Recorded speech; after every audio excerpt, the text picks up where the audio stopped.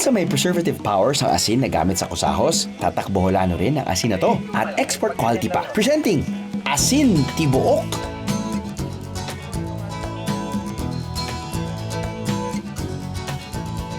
Ang mga coconut husk o bunot na galing sa buko ay iniipon para lagyan ng tubig alat mula sa dagat at saka ito ibibilad ng ilang linggo hanggang matuyo at tumigas.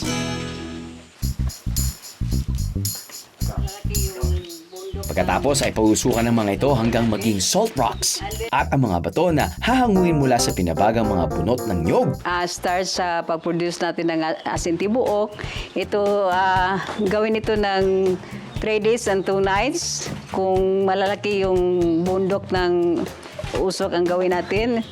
And then pagkatapos niyan, hindi yan pwede malalabas yung apoy kasi hindi yan pa isang araw lang or isang beses lang na gawin yung maging stone ash.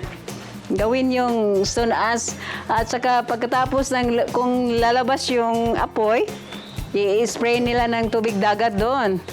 Hayaan nila na nakasipsip yung tubig dagat doon sa looban.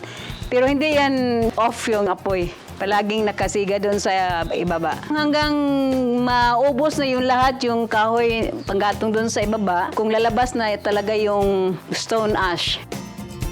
And then pagkatapos nito, ito ang resulta naging stone ash.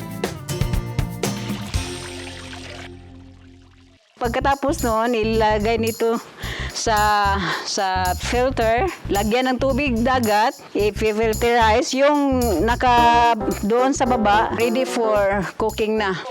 Dadaan sa 3 antas ng sea salt filter.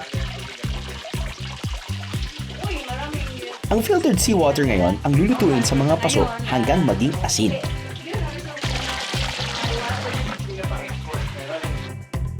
Ang tanong, may kaibahan kaya ang lasa nito sa ordinaryong asin?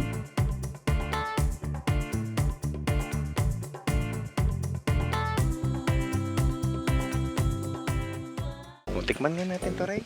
Ayan. Kasi pino, no? Pinong-pino. Iba yung alat. Sobrang parat.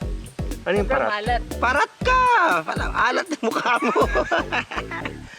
Hindi, iba yung alat ko eh. Saka pinong-pino siya. Kung magdadala kayo, Hindi siya ganun kaalat. baka Tama na. Balutin na natin ito. Sunugin natin ulit. I have the meeting is the IA. Cool. All you gotta do is just subscribe to the YouTube channel of GMA Public Affairs and you can just watch all the Behind the Drew episodes all day, forever in your life. Let's go. Yeehaw!